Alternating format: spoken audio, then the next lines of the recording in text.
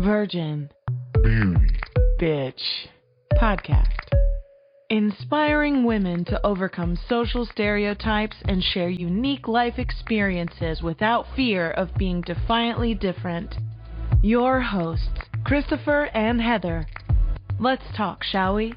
Whatever is most true about you, the world will try to tame it. If, as a woman, you insist on self-sovereignty or being defiantly different, you risk being branded a selfish bitch. So how do you stay true to your personal calling and still command respect?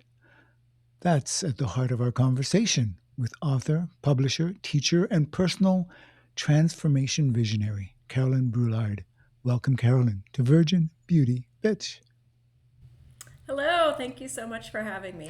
Now, Carolyn, I'm not sure if transformation visionary is actually on your business card, but you've distilled your personal growth journey into a program others can use to grow. Heather and I are in the draft stages of our own self-development platform based on 5 words: betrayal, identity, trust, change, and healing, or BITCH. We would love to explore how these steps might interlace with your Untamed Truth process, or which of these 5 words you most identify with. Yeah, that's a great way to open this conversation. I think where I'll start is with the betrayal, but honestly, all of the BITCH kind of fit in one way or another. I think we all have moments early on that teach us that it's not safe to be ourselves. And either it's not safe to stand up for our own needs, to ask for what we want, or there's something that happens that we're judged for or maligned for. And so our nervous system learns not to trust, essentially. We start building an identity around feeling safe and secure. What's going to allow me to be chosen? What's going to allow me to have a sense of belonging? Where am I going to feel secure? Instead of the larger question, which is what's actually authentic to me? And so we start building these borrowed identities that obscure our own truth. Oftentimes to the point, and I find this really sad, is that we develop this really complicated relationship with our own desires because there's been so many different voices in our heads saying it's wrong to want that, or it's unrealistic, or it's not practical, or you have this obligation, or all these expectations and obligations clouding our own sense of self. And so part of the healing process and the transformation process that I work with people on is learning to trust themselves again, learning to connect with who they are, what matters most, why they're here, where their real joy lives, and what's authentic to them, and learning to trust themselves enough to choose what's in their greatest good. I call it protecting the circle of coherence. There's things that are aligned. And so much of our lives, I think we go through just being activated and trying to placate everyone else instead of actually asking, is this for me? And is this aligned with what I wanted for my life? And that healing, I think, comes from giving ourselves permission to take care of our own needs, to follow our own dreams, to reconnect with the passions in our hearts, and be willing to keep choosing that, even in the smallest choices. I appreciate that you've kind of right off the bat talked about these identities that we take on or performances that we feel are necessary. When you talk about learning how to trust yourself, I think that you prefaced it by saying that, first of all, understanding the ways that we're performing rather than actually tapping into who we are and what we want is the veil, if you will, or the gray cloud around us that sometimes you can't see through the fog or through the mist. When in your book and your work around that, or people that you've worked with, what can you offer as a helpful kind of pinpoints of people that may be still lost in the fog? Sure. And there's lots of ways, sort of pathways back to the self. So the framework that I've developed. It's just one way, but it attempts to consolidate what for me was a really messy, sometimes chaotic and painful process of understanding what I was actually believing about myself. And so the process that I work through is, I call it the Untamed Truths framework. And the first part is your blueprint of being. And that's, like I said, being clear on who you are, what matters most, why you're here, really connecting with yourself to remember what your dreams are, what brings you joy, where you feel the most energy, and what's really calling you forward. And like I said, a lot of times that is beneath the fog. And so it just takes putting yourself out there and turning within, but also just being willing to tell yourself the truth. A lot of times, and I have exercises in the book that try to pull this out for people of like, when have you felt the most proud of yourself, for example? Give me an example of a time that you really shined, versus also looking at where have you felt the greatest self-betrayals, like where you really let yourself down, the things that you couldn't let go that eat at you night after night, and looking for the common themes. Because a lot of times our wound is our greatest medicine. It's two sides of the same coin. Our greatest passion is also where we feel the greatest hurt. And so the book offers exercises just to help people ask themselves poignant questions and be honest with themselves about what they really want and where they've been getting in their own way and holding themselves back. And so the second, that part of it, and it also clarifies how you want to live your life. Most of us at least have a period in our lives where we just go through the motions. It's the daily grind. One day looks the same as the next, and it's really hard to imagine a different future for ourselves. But I think it's really important to expand our sense of what's possible. And so there's a section in there about dreaming and allowing yourself your aspirations and really connecting with, what is it that lights me up? What would I love to do? Let's, for a moment, take away how I'm going to make money and all the ways that we talk ourselves out of this or think we need to have it absolutely figured out before we move ahead, and just connect with that dream and that light inside us. And then the second part of the book is really around helping people identify the limiting beliefs and the what I would call those self-betrayals. It's like we know our truth, we know what we want, and there's all these small ways in the course, oftentimes of a day, that we choose against that. We set it aside, we put it on the back shelf, or we're actively going against our own good. And sometimes that is because we're afraid of being called a bitch or selfish or whatever it is, or we just don't think it's possible. But it's really important that we start to see the stories that we're telling ourselves. Some common ones, like, I'm not worthy unless I'm giving. I have to prove myself to belong. It's not safe to be me. I can't. All these ways that we've layered these identities and these self-limiting beliefs on ourselves about who we are and what we can and can't be and do, and trying to choose differently. There's so many choices in our day where we have the option to let the old story repeat and just keep letting that pattern cruise along, or just saying, you know where's my heart guiding me here? What does my intuition say? What is it that I really want? Is this a yes or a no? Sometimes that's the biggest question in my day, is if I'm struggling with something, a sense of obligation. Do I want to do this? Do I not? Is this the right fit for me? I just sit down and just say, is this a yes or a no? And usually we know in that moment. We've just been taught to ignore it. So I just want to get a sense of who you are. We hear who you are now. I want to get a sense of who you were. Who was that identity? And reading your book and, learning a little bit more about you, you didn't start with this mindset. No. So maybe walk us through what your personal journey was in now living this this life that you actually know yourself. Yeah. That's such a nice thing to reflect back on. And there's lots of different ways I could take it, but I'll start with here. I think I always had a sort of wild and restless spirit as a child. I hated being told what to do. I just was largely a free spirit. And I had a big imagination. As childhood goes on, things happened, and I started picking up beliefs about what was possible. And as that happened, those stories start solidifying through repetition.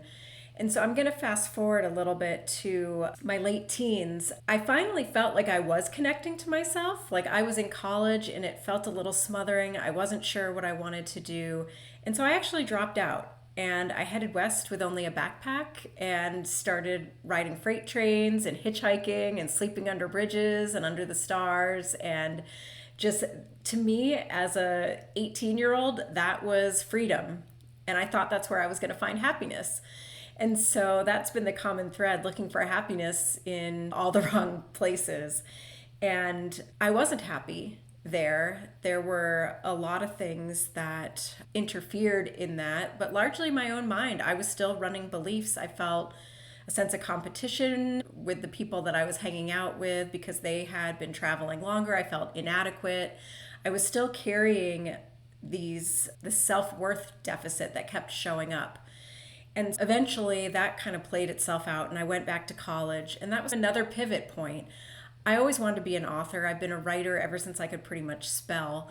And I majored in English but also in environmental studies. I cared a lot about the planet. And when I graduated, the doors more opened on the environmental side. And so I let the voices of my parents and other people who I think had the best interest in me for me, but I let them talk me out of pursuing what I really wanted, which was to do writing. And so I ended up going to work on the environmental side, first in government, and then I went into a corporate environment. And that's really where things, I feel like I lost myself. The aspects of myself that were insecure, all those insecurities got triggered. And so I got very competitive. I got very material focused into titles and status and promotions.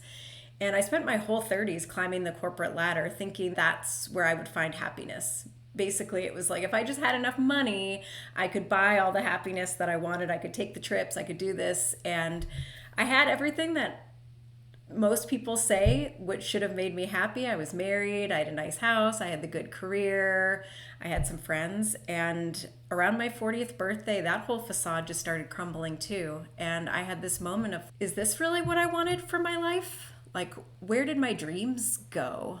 And looking ahead, it was like, do I really want to keep doing what I'm doing and just kind of chasing something that feels so empty? And it was like, as soon as I would reach one milestone I set for myself, I was unsatisfied. Like I'd have a moment of achievement and then it was like, what's next? What's next? And some of that's just a natural drive, but for me, it was filling a hole. And so I finally decided, you know what? I'm a writer. I'm a creative. I don't like that I'm working 50 hours a week and I'm getting on a plane every Monday. And I want to explore something else for myself. So in a big shift over the course of about a year, I quit my corporate career. I got divorced. I moved states. Then I moved states again. Then I moved states again.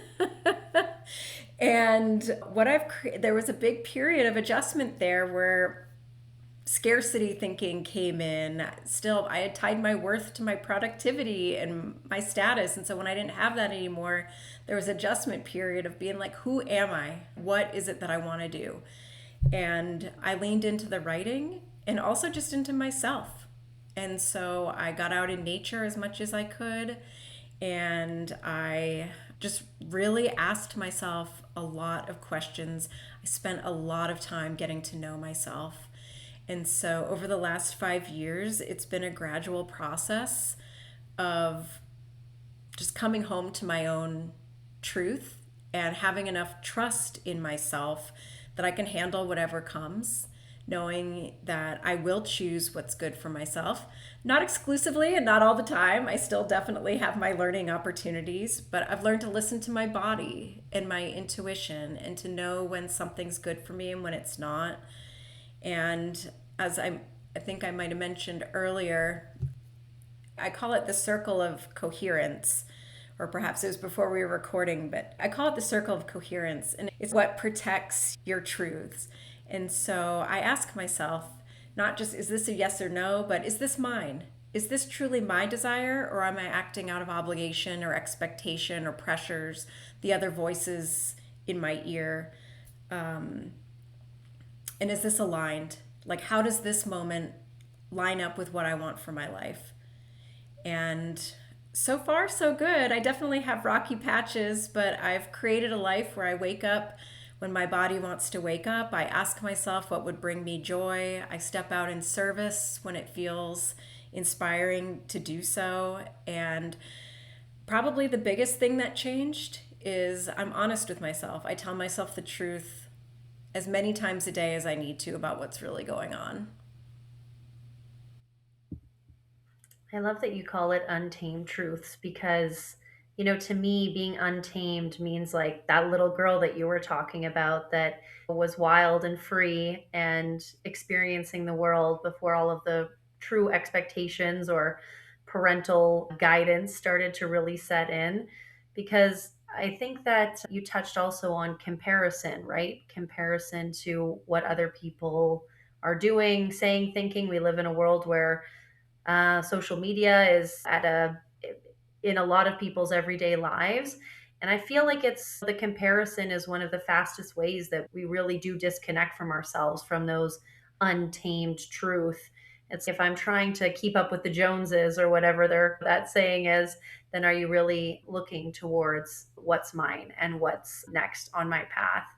And so I'm interested to hear from you. I feel like these things are easier said than done. Like this comparison for women, I think there's so many layers to it. There's clearly like familial, right? There's beauty standards. There's balancing what she wants of her own ambitions and what she may also want with her family life and making those things work. So I just think that a lot of women have noticed that there's a lot of internal tension, but not necessarily being able to draw those stars in the sky, their own little constellation, and pull them together to make a roadmap. But I guess when you're trying to not push out those other voices, but to acknowledge their presence and still move in the direction that's aligned to you, what have you found to be useful in that process? I'd love to give an example, even just from this week, because, like I said, this stuff comes up all the time. Mastery is a process of repetition, and life is always giving us opportunities to get to know ourselves better and make better choices. So, this week I had a situation where that triggered my that sense of competition and scarcity, where I had a feeling like, oh, I'm going to be excluded, or I'm trying to protect the details here, but basically my brain went into its old story of like it's a zero sum game, like there isn't enough room for both of us. And one of my old stories was when people are forced to choose, I lose. Like I'm not the chosen one. And some of that goes back to I'm a twin, so it's like attention was limited. Like I didn't even have the womb to myself. And then my mom had triplets, and so there were 5 kids under 4. So that created a certain dynamic, and just for whatever reason, certain things happened that I internalized as in my child's mind, that when attention is scarce, when resources are scarce, I'm threatened. And like I have to outcompete in order to have what's mine, kind of thing. And so this situation this week, the first step was I just felt it. I allowed myself to feel it. I said, wow, I'm having a nervous system activation here, that I'm feeling upset, I'm feeling threatened, I'm feeling insecure. and just noticing the feeling. And I know for a lot of people that can be difficult. We're so used to push away discomfort, push away anything that's going to challenge our sense of normalcy. But I think it's just so important to honor the messages that our emotions and our body are giving us. And like I said, in this situation, I just acknowledged, I said to myself, I'm feeling this and this is okay.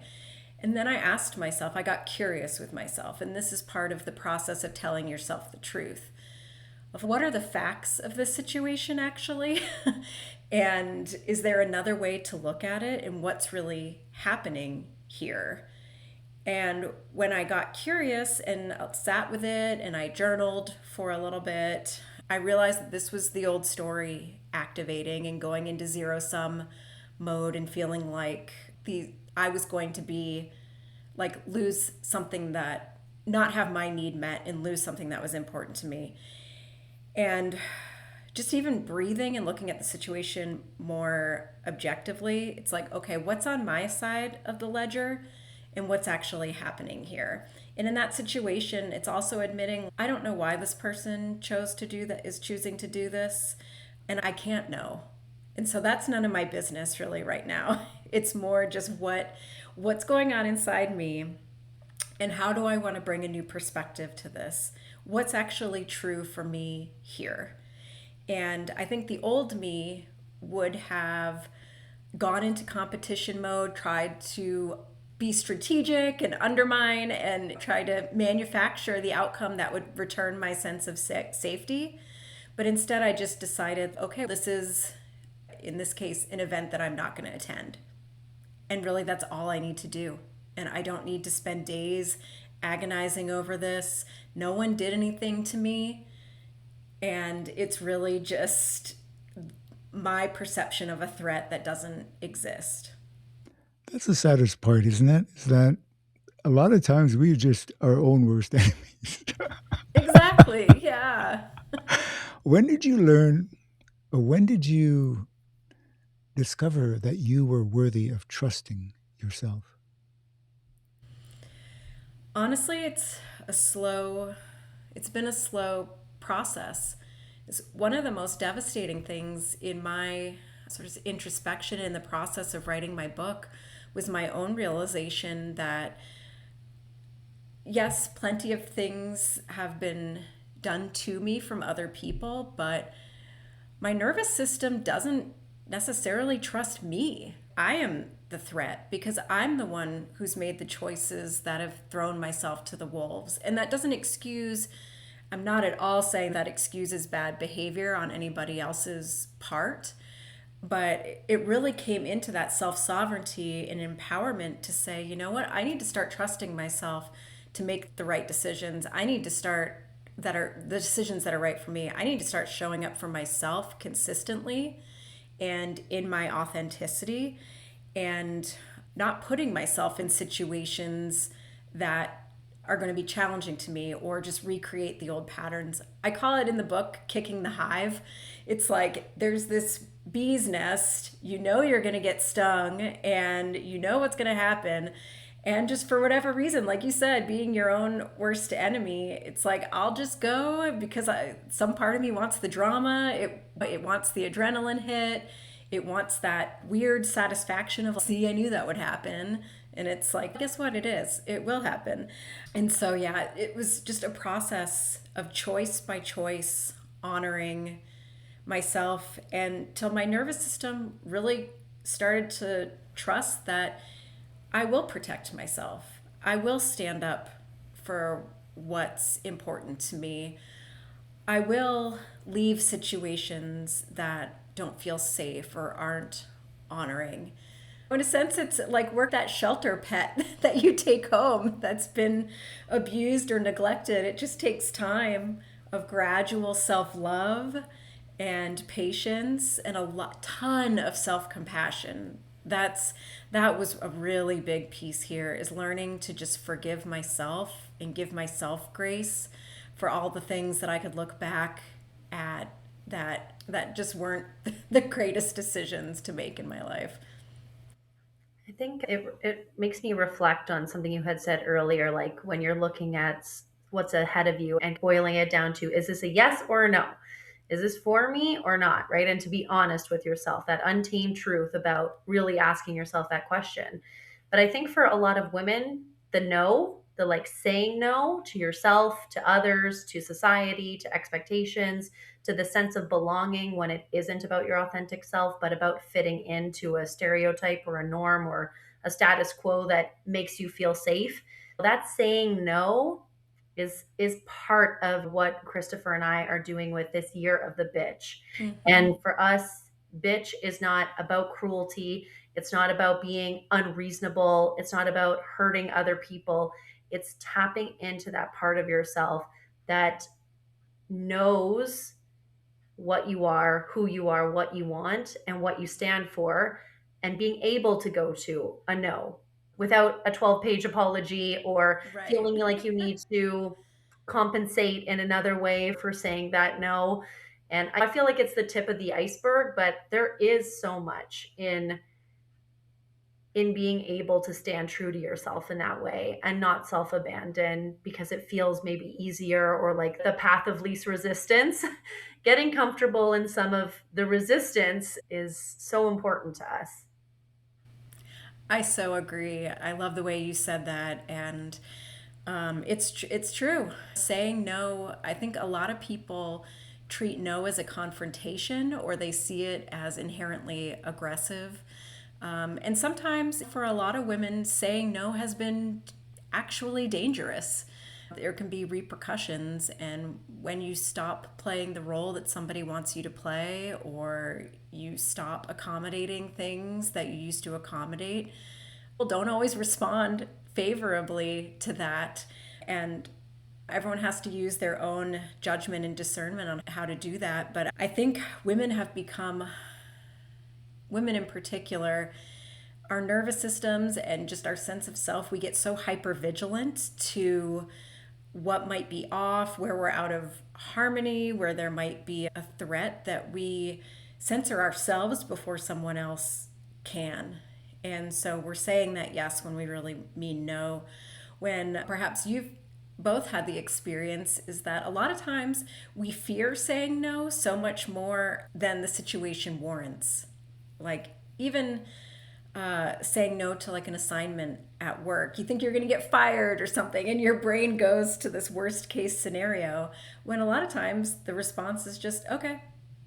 And the more you keep doing that, I think, again, it's the trust, but it's also rewiring other people's behavior toward you sometimes. Bingo. We can't Bingo. control them, but if you're the person who always says yes, guess who they're going to keep asking?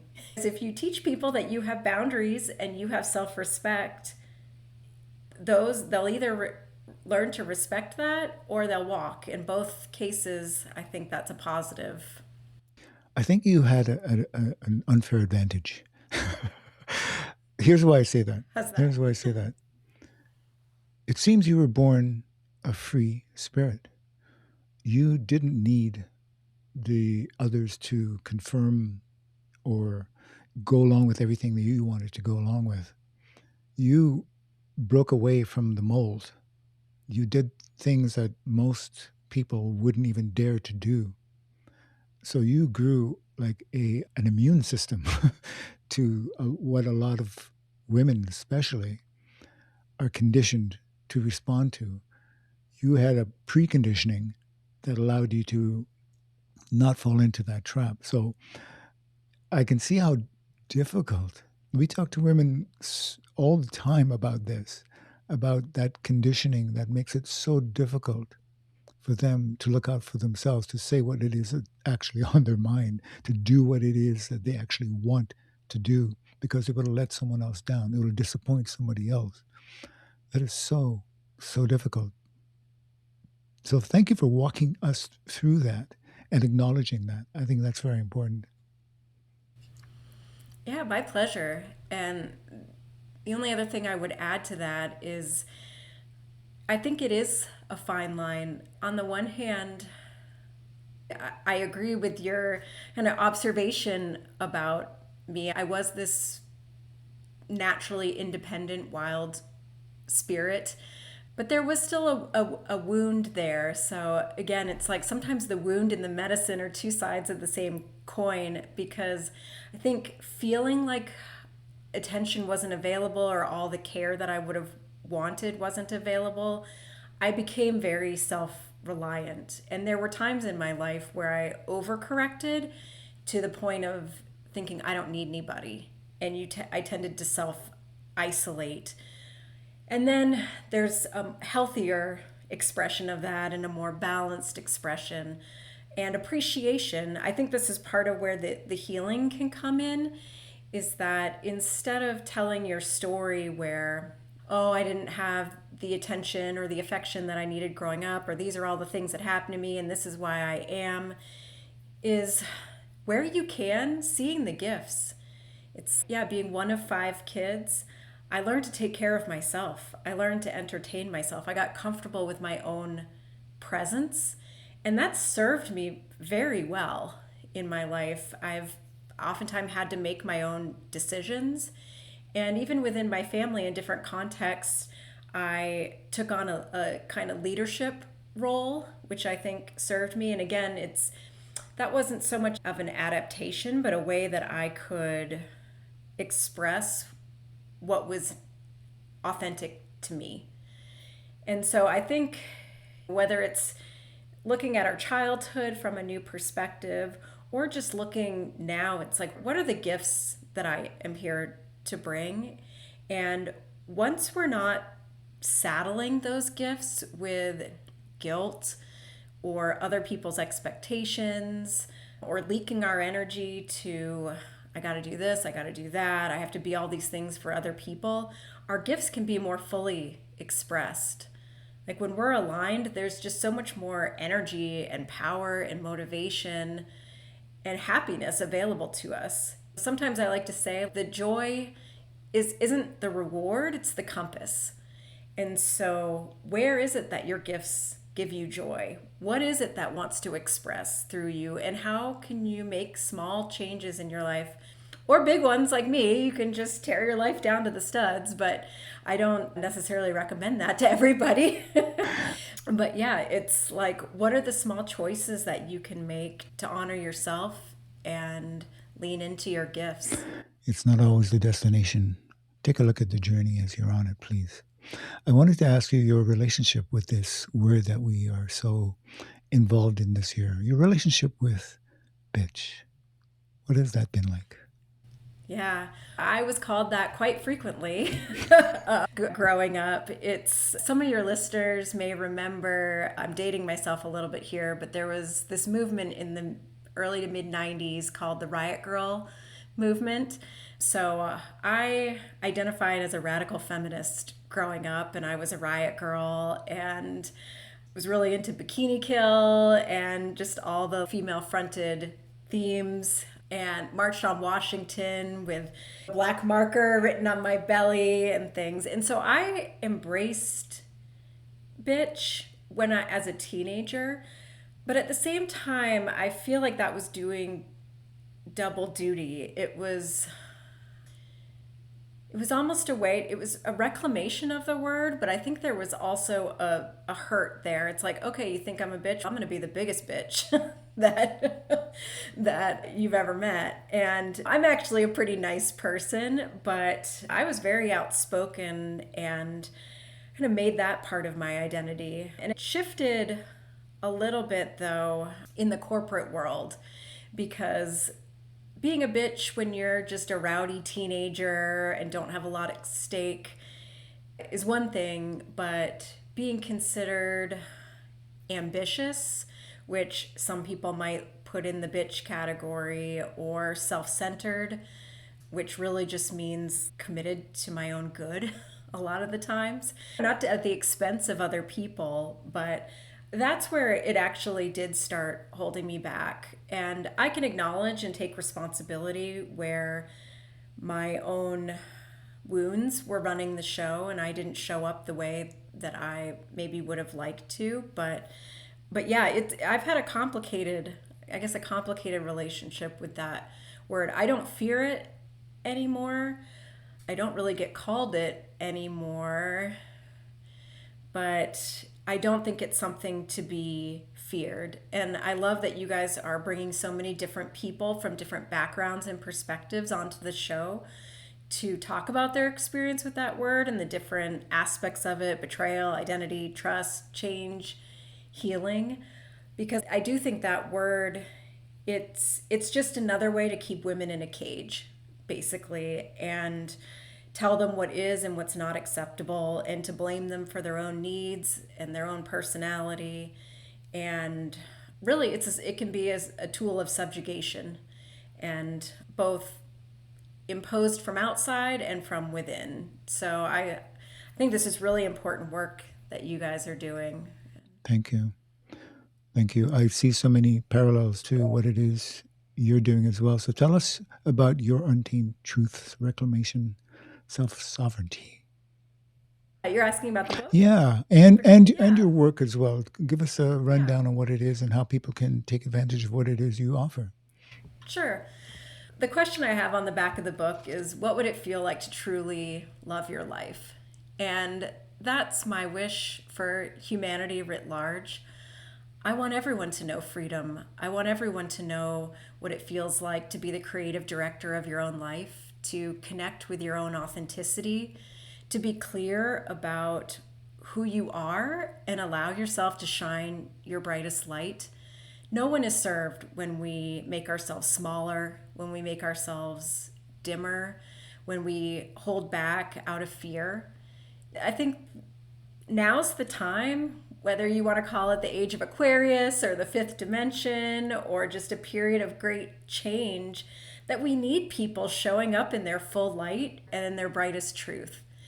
And I wrote this book. I was just, like I said, I always knew I wanted to write a book, but the idea just showed up one day. The framework was there. It was like this download where everything I had been through in my life and all the years of studying consciousness and working on myself and going through coaching training and coaching other people kind of coalesced into a framework that hopefully makes it this personal transformation approachable. A lot of people, they just don't know where to start. And so there's exercises. People can read the book and not do the exercises, but I think you get the most out of it by really taking the time to sit down and get to know yourself again. And again, tell yourself the truth. And what I'm hearing from readers is that it's like they're learning to see themselves in a new way. They're learning to identify where they've let other people's voices become louder than their own. And they're catching themselves in the small choices of their daily lives. Ask themselves if this is really a fit and what's going to serve them. So it's for anyone who just wants a little bit of structure and hand-holding as they go through the self-discovery process. That's really who I wrote the book for. It's let me be your friend, let me be your coach.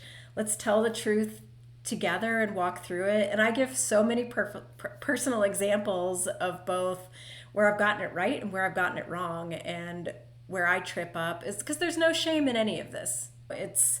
There's nothing to feel bad about your own journey. It's just, what I'd like to ask people is your life worth it? Are you worthy of your own happiness? Can you see yourself as someone who deserves joy and to live up to their fullest potential? And that's what motivates my heart, is just seeing people come home to themselves.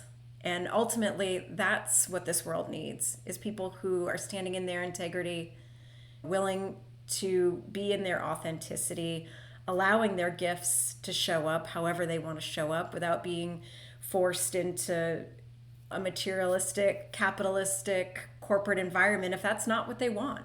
So many people are living lives that were designed by somebody else, and they get to the end of their lives. And as you know, as we hear all the time, that's what people regret.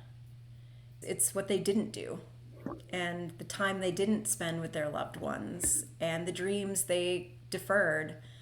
I think it was James Baldwin who has that quote, "What happens to dreams deferred?" And I don't want people to know that pain. I want them to live the best life that they know how. I think in a lot of cases, people need an example. They need either a mentor, they need someone ahead of them who has lived where they are right now. And they can see that person is standing in the light where they're standing in the dark.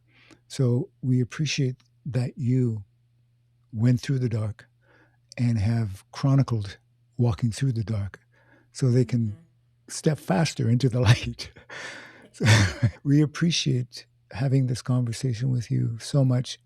It's so much, I want to call you a soul sister in the sense that we seem to have the same vision for humanity, really, and getting people the opportunity to be the best of themselves.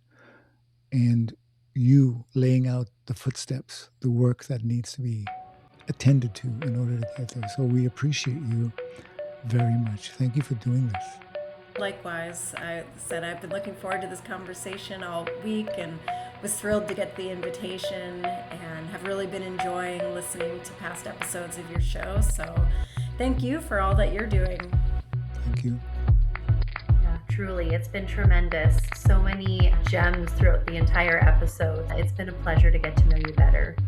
Likewise. And you have been listening to The Virgin. The Beauty.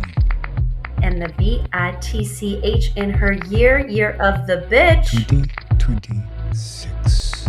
Find us, like us, share us. These conversations continue, and we would love to hear from you as well. Take care.